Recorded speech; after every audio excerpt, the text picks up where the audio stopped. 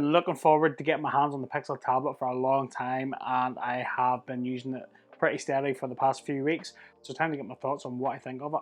So let's get into it.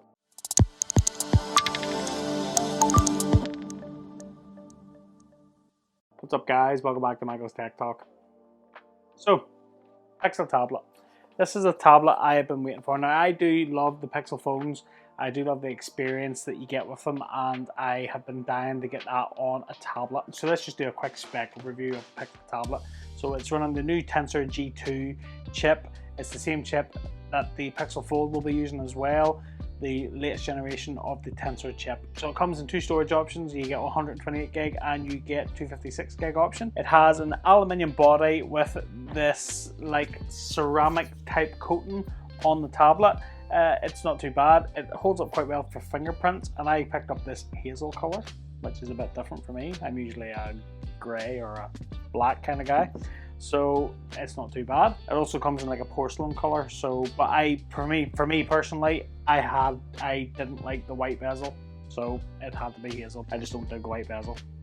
Not a fan. This comes with a 11-inch, well, a 10.95 inch display. This is an LCD 60 Hz display. It has a 2560 by 1600 ratio, 16:10. It's a decent enough display, and two cameras, one on the back and one on the front, and they're both 8 megapixel cameras. So we also get USB-C port on the tablet as well, but we'll talk about the ports and the charging and all that sort of stuff a bit later. So that's the specs. So let's talk about the design. Now, for me, I like the design of this tablet. It wouldn't be as square as, say, the likes of the iPad. The iPad would be just a little bit more squared off. This is definitely more rectangular, shall we say. The tablet does feel well made.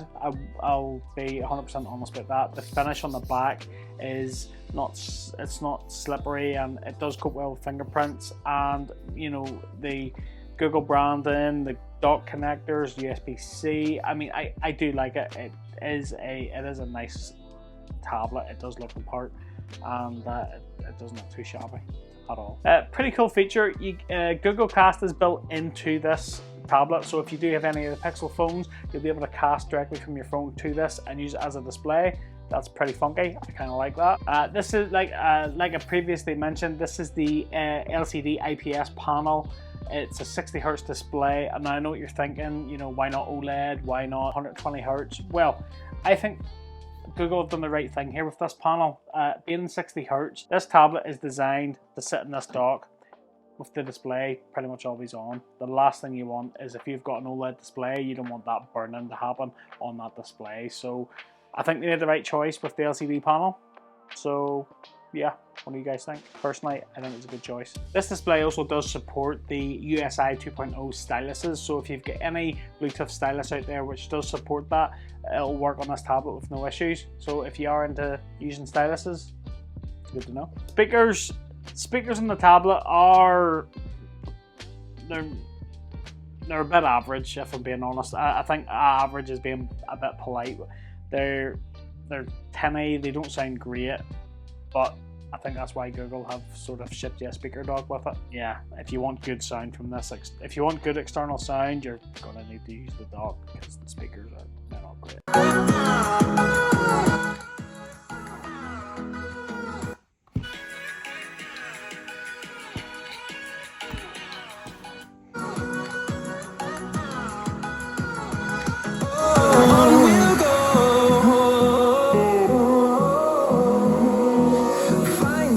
Cameras, 8 megapixel front and back, nothing to write home about, nothing spectacular. They're just designed for video calls, they're not designed for photography. You're not going to be carrying this about and using it as a camera, so yeah, it does the job. So this is a test of the video on the front facing camera on the Pixel tablet. Let me know in the comments down below, what do you think of the video? What do you think of the audio? Is the mics good? Are they bad? What do you think of the video? Let me know down below. If you find this video useful and you do like the Pixel tablet, well then why don't you drop a like on this video, and if you haven't already, don't forget to subscribe, because it helps me to make more videos like this for you guys. And if you like it, hit that button.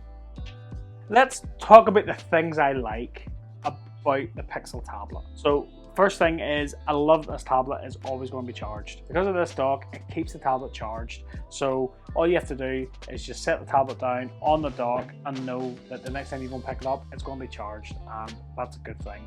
Me being an iPad user, I always sort of use my iPad, set it down, forget to charge it, and then be like, oh, when I need it, I have to go and plug it in and wait for it to charge. It's a pain. It's a good solution. I do like it. I do like when the tablet is in the dock, it will not charge over 90% to preserve that battery life, to stop constant overcharging of the battery cells. It's a good idea for something that Google have developed with this dock. I like it. And if you do need to get a full percent charge, you can just plug it into the USB-C. I'm sure you'll have a USB-C charger kicking about the place, so no problem at all. The tablet is always facing up, so if you do want to set up hub mode, you can set up the likes of screensavers, set up clocks, photo slideshows, all that sort of stuff. It's pretty funky. Hub mode is really good on this. I do like it. The Pixel software experience. I love the Pixel software experience on the phones. That has carried across onto here. It's clean, it's minimalistic, it does its job. I love that. I love having that on a tablet finally. And the introduction of hub mode when on this dock is pretty sweet. Audio sync is a real cool feature I love on this. You could be sitting playing some content on this. I keep calling it an iPad. You could be watching some content or listening to some music, and if you lift it off, your audio instantly transfers to the tablet, and then when you set it back, it instantly goes back to the dock. There's no waiting for a Bluetooth sync or anything like that. Just that dock connector on the back, instant sync audio. It'll go straight to the dock. That's a feature I really love. And profiles. Profiles is something that I have been screaming to get on the iPad.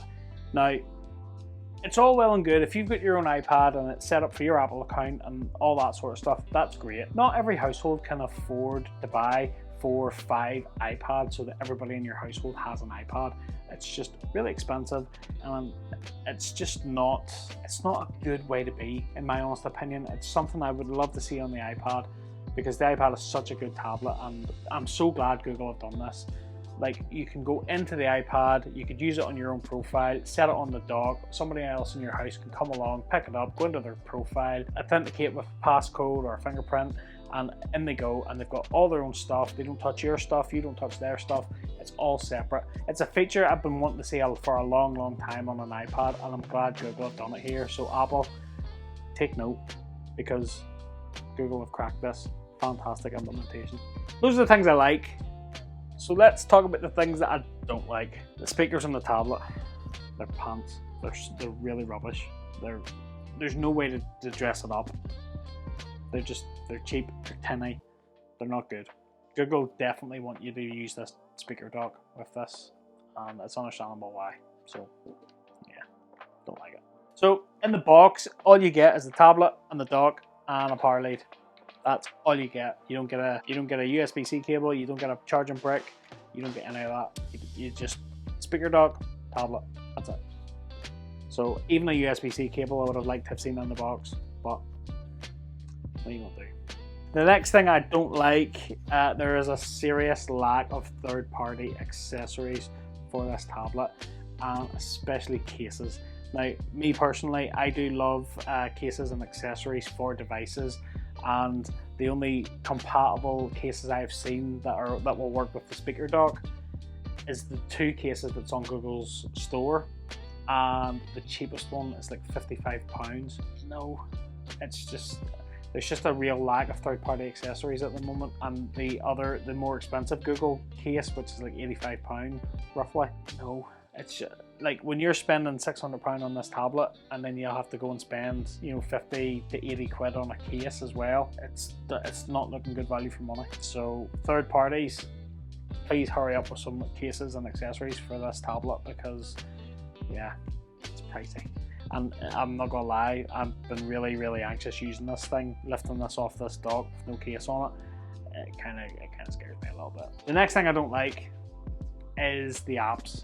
Now, there's a lot of apps on here, especially the likes of a lot of social media apps, Facebook, Twitter, Instagram. A lot of these apps are not optimized for this tablet, and you're just using phone apps. And Google's sort of answer to that is, well, if you tap if you double tap the screen, you can move it across into the middle, or you can move it to the far side, and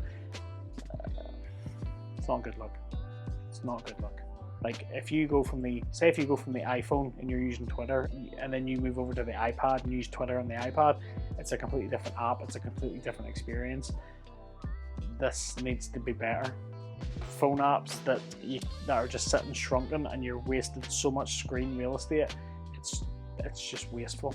It needs to be better. And dare I say it, is that a sign of things to come on the Pixel Fold? And lastly, Tensor. Don't get me wrong, this tablet does function relatively well. Tensor G2 and a lot of the Google apps and services, you know, the likes of going into Google Photos and editing photographs and things like that there, a lot of those things do work quite well, but there's a lot of apps that are buggy, a lot of apps that crash, and a lot of apps for me that have just been slow, lagging and unresponsive. And I have noticed as well, when trying to use certain apps, or if you're trying to play a game or any of that sort of thing, the tablet does get quite warm. And again, it's like, you know, Google are cracking on with Tensor and manufacturing their own chips. These things should be getting better, and I still think there's real room for improvement here with Google's chips. I really do. Like even using Xbox Game Pass on this, like there's times where I would be using it, and I have Wi-Fi 6 here at home, and the tablet is Wi-Fi 6 compatible, and I have gigabit internet. I have really fast internet. I should not have slow lagginess when I'm trying to play a game. Especially on the likes of Game Pass, some of the games I've been playing aren't power hungry. They're not big, massive games. They're games that have been out for a long time, and it's just, you can see the screen just sort of processing the frame rate and stuff. It's just, there's still work to be done, Google. Is the Pixel tablet worth buying? And in all honesty, yes and no. Let me explain. There is a lot of things I do like about the Pixel tablet. I do like the dock. I will be honest, I do like the dock. I do have my concerns though with it, you know, lifting it off the right way and that kind of thing. Google really did make a show on their event to sort of say, yeah, you know, you can really lift it off with ease and put it back with ease and all that sort of thing.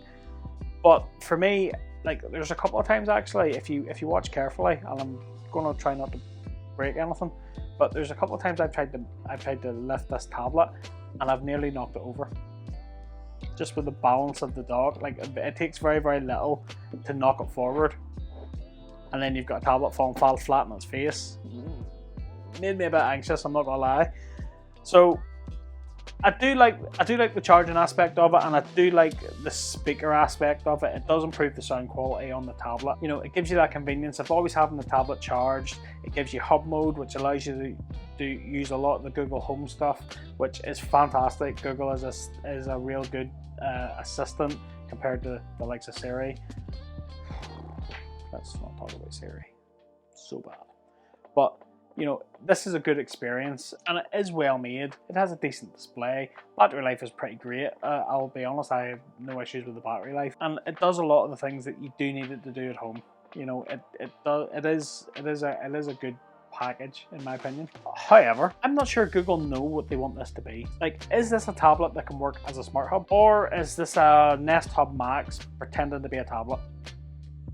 Because I'm not sure either way, to be honest. It's 3 times the price of a Nest Hub Max, roughly.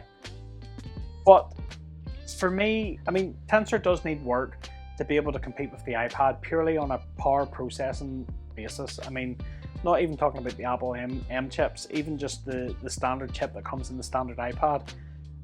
If you look at the Geekbench scores, it is miles above what Tensor is. So there is work there needing to be done. Google needs to try and close the gap on Apple's chips for processing power. For me personally, the price of this in the UK, I mean, this is £600 for this tablet. This tablet and this speaker dock. The speaker dock isn't Bluetooth, so you can't use it outside of using it on the tablet, right? It comes bundled with the tablet, and the tablet's £600. You can't buy the tablet without the speaker dock. So it's a real expensive tablet for what you're getting in return, in my honest opinion. Now, when this did launch at the Google event, it came up, it was $499, and I did say then, I was like, geez, that's really good, that's real good value. like $499, speaker dock, not too bad. And then the UK comes in and we get shafted with the pricing, and it's an extra, you know, it's $599, so £600 here in the UK. And I'm like, do you know what?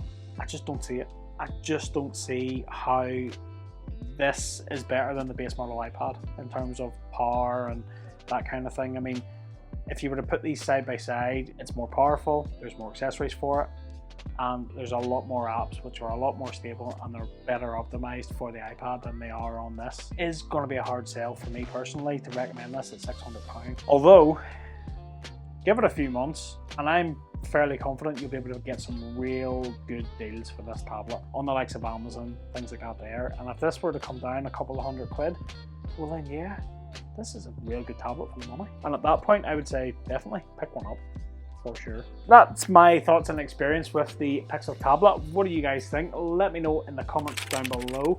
Are you thinking about picking up the Pixel tablet? If you have picked up the Pixel tablet, what do you think of it? Let me know in the comments down below. I hope you liked the video, guys. If you did, smash that like button for me, and if you haven't already, don't forget to click that subscribe button and ring that little bell to be notified of new videos just like this one.